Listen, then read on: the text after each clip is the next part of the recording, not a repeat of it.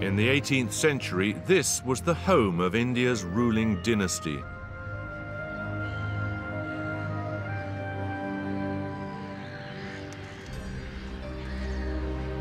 The first British visitors were awestruck by what they found.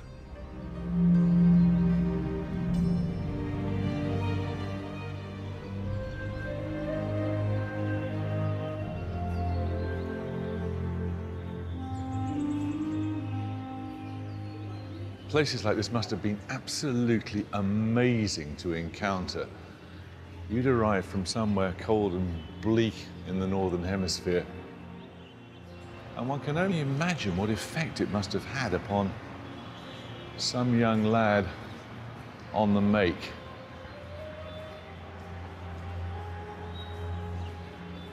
There was a throne somewhere in here. The Emperor's throne, the Peacock throne, which was encrusted with jewels, including the Koh-i-Noor diamond, and an inscription on the wall, oh, that's it up there, in Arabic, which says, if there be paradise on earth, this is it. The effect must have been astonishing.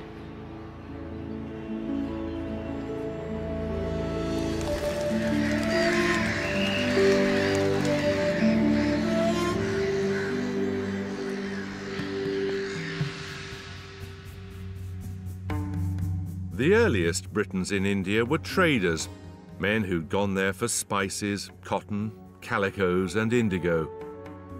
The East India Company, which soon dominated trade, raised its own army of local troops.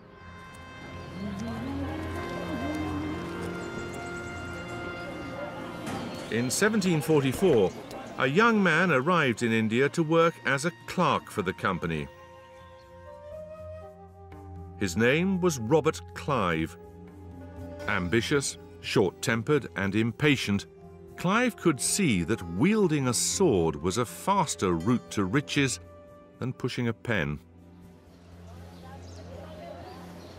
Clive taught himself to be a soldier. He learned, for example, that the best way to repel troops mounted on elephants, should you ever need to know, is to fire a volley of shots at the animals until they stampede.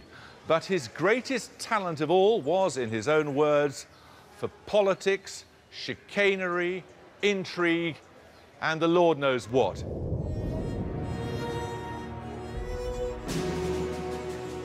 At the Battle of Plassey in 1757, Clive outwitted the ruler of the state of Bengal, a man who had dared to challenge the power of the East India Company. Clive then walked into the prince's treasury and coolly helped himself to a fortune.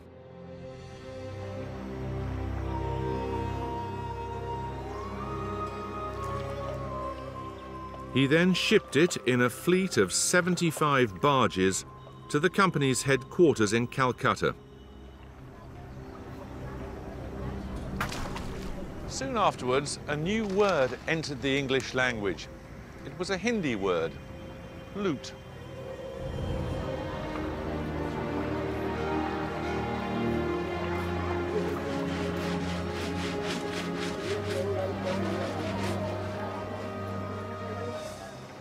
When Clive returned to England, he was met with the characteristic British disdain for men who make their money in a hurry. But when hauled before Parliament, he simply said, "An opulent city lay at my mercy. Its vaults were thrown open to me alone, piled on either hand with gold and jewels." Mr. Chairman, at this moment, I stand astonished at my own moderation.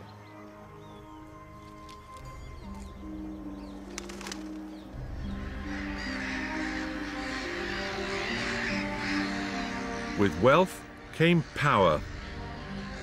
The East India Company gradually took control of huge swathes of the land. The company men were the new princes of India. They built themselves great palaces in the British style on Calcutta's main street.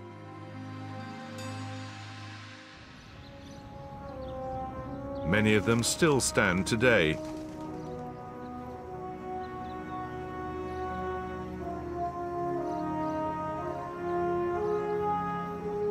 As for Clive, he became governor of Bengal.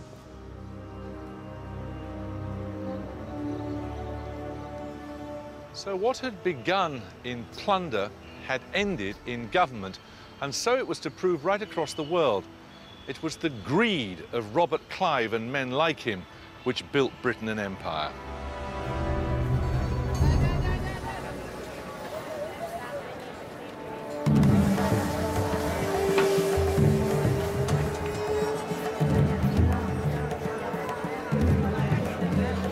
Oh, what's that? What is this? Tamarind. Tamarind. Ah, tamarind. 18th century India provided Britain with a spectacular array of goods. Sheer variety. I mean, of course, I have no idea what most of these things are. There's an awful lot of this yellow stuff. I wonder what it is. It was the spice trade that had brought early travellers to India. Chilies, pepper, even turmeric are familiar tastes now, but in the early days of empire, they were an exotic luxury. That's a good. Crikey, it is. Quite strong. India offered Europe a whole new world of taste and colour. Must be the pepper. And it wasn't just spices, but fabrics and furniture too. A network of global commerce was bringing the cultures of distant lands closer together. Mind you, there's a bit of a traffic jam here. Sorry.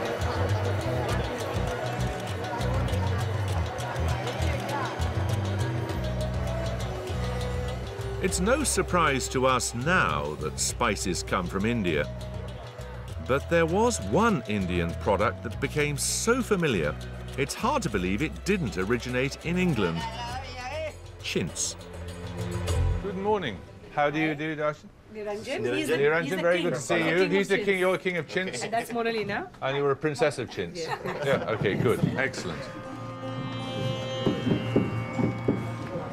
Chintz is calico cloth that's been painted or printed with a wood block. Here on the outskirts of Calcutta, they've kept the traditional way of making it alive. They're still using techniques pioneered centuries ago.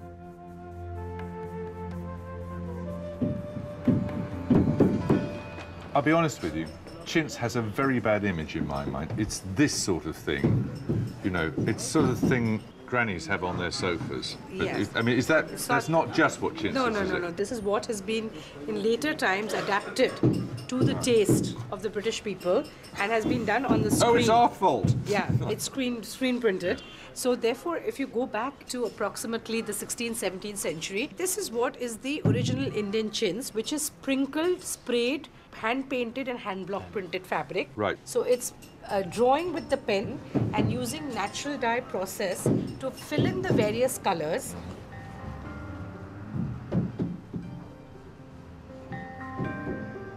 Britain first fell in love with chintz in the 17th century. Nothing that Britain produced then could match the rich patterns and colours of this Bengali textile. Astonishingly labour-intensive, isn't it? Yes, yes. You need more patience. You certainly do. The worst thing is you can't make a single mistake ever. So you put all the colours on like this, and what's the finished product? Yeah, I have some pieces. I'll show you this.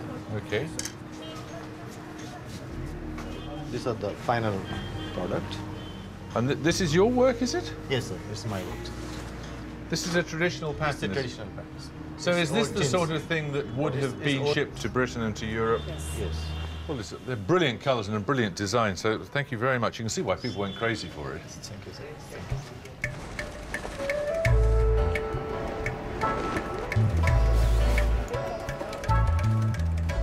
At one time, chintz made up 3/4 of India's exports.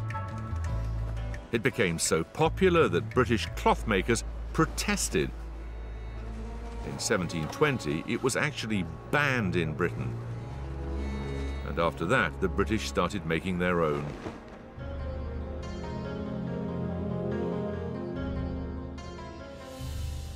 For more than 3 centuries, it was trade, not conquest, which brought new colonies into the empire, though it was often trade at the end of a gun or a sword.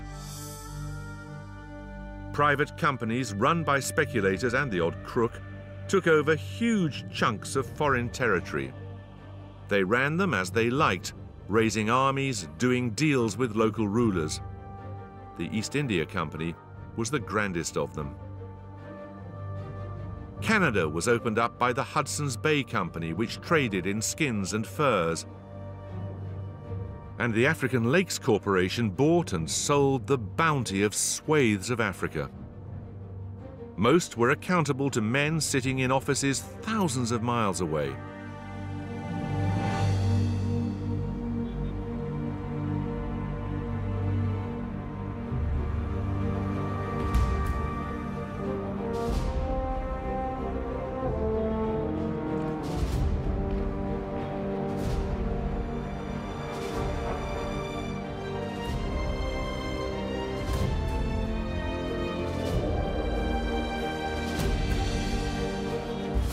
At the heart of empire was the City of London, the centre of a spider's web of global trade.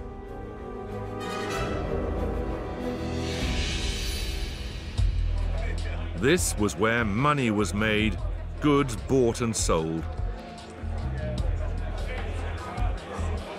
At the London Metal Exchange, they've been doing business in this way for over 200 years.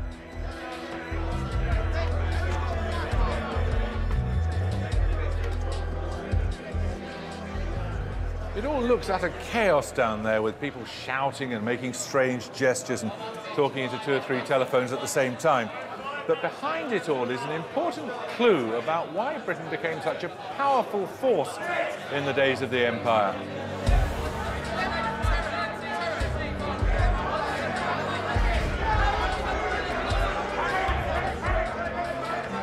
On floors like this, traders speculated on tin from Malaya, cotton from India, wool from Australia, gold from South Africa.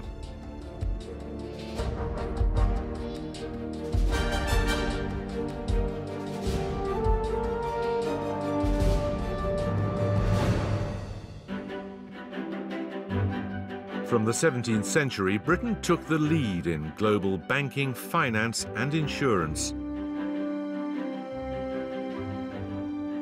City bankers and merchants made London the pivot of the world's entire commercial system. And London held that lead well into the 20th century.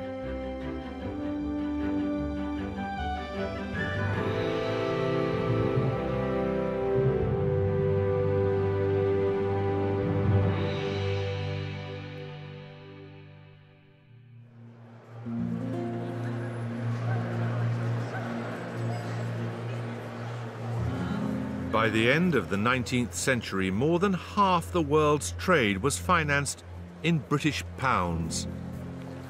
Victorian investors grew rich trading in things on the other side of the world, things they never saw or perhaps never wanted to see.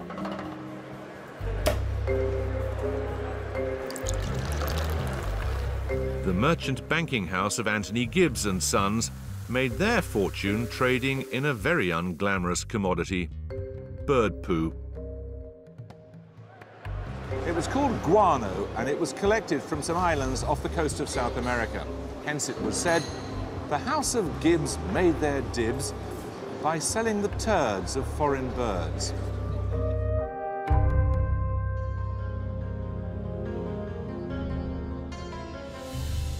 Guano was gathered off the coast of Peru and sold as fertilizer. It made a fortune for British businessmen. The Gibbs family made so much money from guano they were able to bankroll much of the Peruvian economy. Victorian Britain, in effect, had 2 empires, one run by politicians, the other by moneymen like Gibbs. In South America, British banks supplied governments with credit,